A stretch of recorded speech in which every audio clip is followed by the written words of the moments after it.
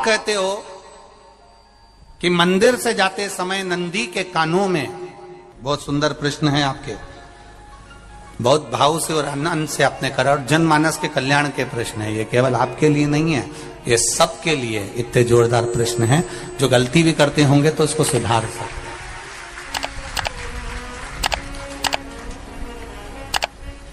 आपने कहा कि नंदी के कानों में कहना चाहिए, लोग हंसते हैं, कहते हैं बताओ वो नंदी के कानों में भगवान को कहना चाहिए। वैसे तो हम आपको एक बात बता दें कि दुनिया के लोग किसी दूसरे धर्म की कभी हंसी नहीं उड़ाते। दुनिया के लोगों को दूसरे का धर्म अच्छा लगता है। दुनिया के लोग सबसे ज्यादा हंसी उड़ाते हैं तो हमारे सनातन धर्म की ही उड़ाते हैं, और जी खुद उड़ाते हैं, दूसरा उड़ाने वाला नहीं होता। दूर के ढोल हमें समझ में आते हैं, उसका धर्म हमें समझ में आ गया, उनके क्या है, ऐसा है, आओ कुछ नहीं, उनके धर्म में ऐसा है, कितना आनंद हमें दूसरे के धर्म में लग रहा है, और हमारा सनातन धर्म हमको बुरा लगता है। हमारे सनातन धर्म हमें बुरा लगने लगा। अरे भाई,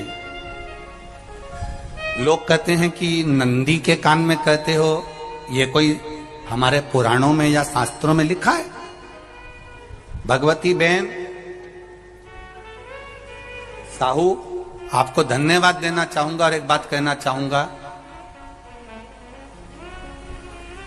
जितनी भी शिव महापुराण के अंतर्गत चाहे उपाय जो बताए जाते हैं कि बेलपत्री ऐसे चढ़ाना, काली मिर्च ऐसे चढ़ाना, चावल ऐसे चढ़ाना, धतूरा का क्या महत्व है, शमी के पत्ते का क्या महत्व है, बेलपत्री के पत्ते का क्या महत्व है, ये जितनी भी बातें बताई जाती हैं ये सब पुराण के अंतर्गत से बताई जाती है। अब दुनिया के लोग इसको चाहे टोटका कह दें, चाहे दुनिया के लोग इसे टोना कह दें, पर पुराण से हटकर कुछ नहीं। और आप लोगों को अगर बोला है कि नंदी के कान में कहकर भगवान शंकर के मन में बात पहुंचे, तो ये क्यों कहा, तो ये भी हमारी शिव महापुराण में लिखा है, जलंधर के चरित्र में। कोई आपसे कहे कि नंदी के कान में बोलने से क्या होता है, ये जलंधर का चरित्र कह रहा है। मां पार्वती जी का हस्त कमल पकड़कर जलंधर लेकर जाने लगा।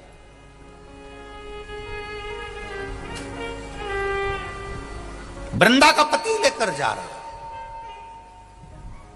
वृंदा तो भगवान की भक्ति में लीन रहती थी, उसको तो जलंधर को सबसे ज्यादा तकलीफ थी नारायण से, पर शिव के पास आ गया, क्योंकि ईर्षा प्रवृत्ति, अभी कथा में कहा, कोई कोई ऐसा होता है जिसको तुमसे बेर नहीं होता तो भी अंदर से ईर्षा जाग जाती है। कोई कोई ऐसा होगा जिसको अंदर से ईर्षा जागती है,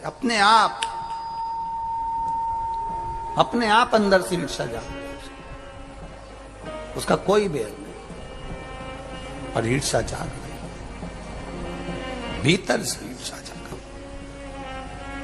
ना आप उससे मिले हो, ना कभी वो आप उसके सामने बैठे हो।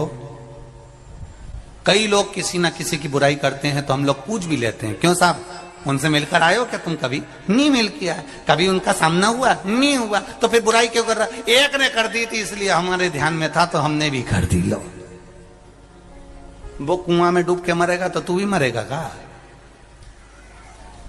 नहीं। नंदी सामने बैठा है, गणेश जी को मालूम पड़ गया, कार्तिकेय को मालूम पड़ गया, मां पार्वती जी का हस्त कमल जलंधर ने पकड़ लिया और लेकर चला। मालूम पड़ गया, तब नहीं रहा गया। गणेश जी को क्रोध आ गया और गणेश जी महाराज आए, शिव जी को जगाने लगे, पिताजी पिताजी पिताजी कर कर जगाया, उठो पिताजी, पिताजी उठिए, पिताजी जागिए, पिता को जगा रहे हैं। भगवान शंकर नहीं उठे, तप में लीन थे। क्या करें हम? जलंधर के पास में इतना बल है, इतना बल है, और पिता की आज्ञा नहीं होगी तो हम कैसे मार देंगे इसको? मारने को तो हम मार दें। मां ने आज्ञा करी थी कि जलंधर उसको तारकासुर को मार दो, तो कार्तिकेय ने तारकासुर को मार दिया। शिव जी की आज्ञा नहीं तो हम इसको कैसे मारें? क्या करें? सब कुछ गणेश जी ने देख लिया, शंकर जी के ऊपर बहुत बहुत बहुत बहुत प्रार्थना कर कर देख ली, पर शंकर जी नहीं जागे। तब आखिरी में विनायक ने, गणेश ने, जितने लोग आस्था चैनल पर कथा सुन रहे हैं, जितने लोग फेसबुक यूट्यूब पर कथा सुन रहे हैं, इस बात को याद रखना कि नंदी के कान में कहने से क्या होता है वो ये इस कथा से सीख लेना। आखिरी में गणेश जी को लगा किसको कहूं, शंकर जी भी तप में है, नंदी भी तप में है, मैं किसको कहूं? शिव जी को कह के कर थक गया, पिताजी को बोल बोल कर थक गया, पिताजी जागते नहीं। अब मैं किसको कहूं ये बात, किससे कहूं?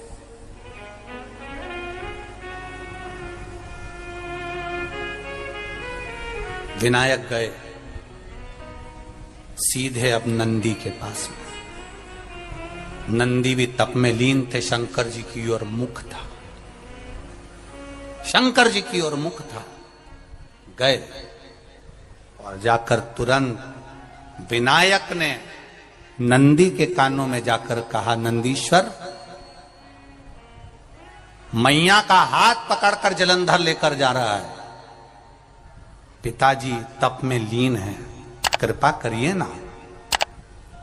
बस केवल नंदी के कान में कहा, गणेश जी दूर हट गए। नंदी के कान में कहा, शंकर जी के नेत्र खुल गए, शिव जी के नेत्र खुले। ध्यान देना जरा, इस शिव महापुराण की, आशुतोष शिव महापुराण की कथा, जो कथा यहां कही जा रही है, यह कथा पहले के चरित्रों में सुनने को नहीं मिली होगी। जरा ध्यान देना इस संवाद पर, जितने लोग आस्था चैनल पर, जितने फेसबुक यूट्यूब पर सुन रहे हैं। सनातन धर्म की हंसी उड़ाने वाले कह देते हैं नंदी के कान में कहने से क्या होता है, नंदी के सामने जाकर बोलने से क्या होता है, नंदी के पास बैठकर बोलने से क्या होता है, नंदी के पास बैठकर शंकर जी का मात्र दीदार करने से क्या होता है, दर्शन करने से क्या होता है। वो अच्छे से समझ लेना, जो लोग सनातन धर्म पर उंगलियां उठाते हैं वो अच्छे से समझ ले इस बात को।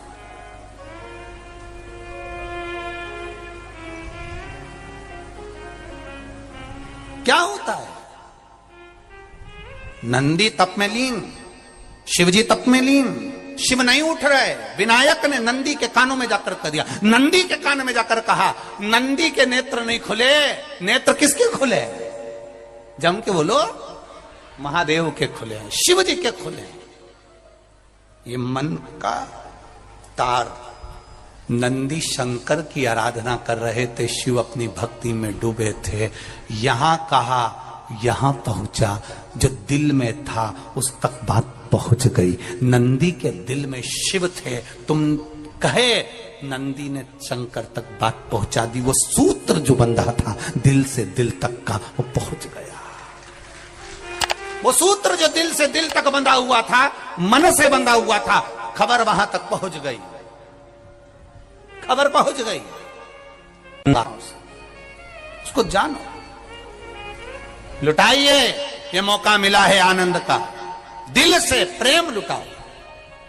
नंदी से कहा, नंदी ने देवादिदेव महादेव से नहीं कहा, केवल नंदी आंख बंद कर बैठे थे। कहते सही भगवान गणेश के शब्द शिव जी तक पहुंच गए, शिव जी के नेत्र खुल गए और उन्होंने जलंधर के पास पहुंचकर पार्वती जी का हस्त कमल छुड़वाया। जरा विचार करिएगा, आप नंदी से कहते हो मेरे महादेव तक बात पहुंच जाती है, आपको केवल नंदी से प्रेम से कहना है, नंदीश्वर मेरे बाबा, ए मेरे बाबा, आप रोज शिव जी को लेकर भ्रमण पर निकलते हो, मुझे बहुत दुख है, आप मेरे दुख को मिटाने के लिए मेरे दरवाजे पर क्यों नहीं आते?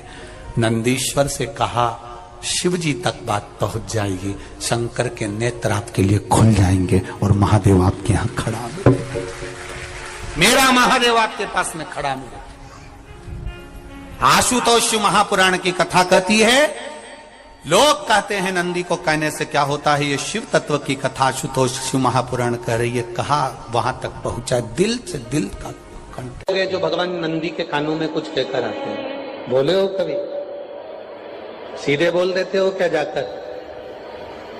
नंदी के कानों में कहने का भी एक तरीका है, आप लोगों को मालूम होगा वो तरीका? नहीं मालूम? ये बेलपत्री की जो डंडी रहती है ना, बीच का जो भाग है, ध्यान दिए ना जरा सा, ये बीच की जो डंडी है, फिर से देखिए, बेलपत्री के 2 पत्ते और उसके पास में जो बीच की जो डंडी का भाग है, दिख रहा है आप लोगों को?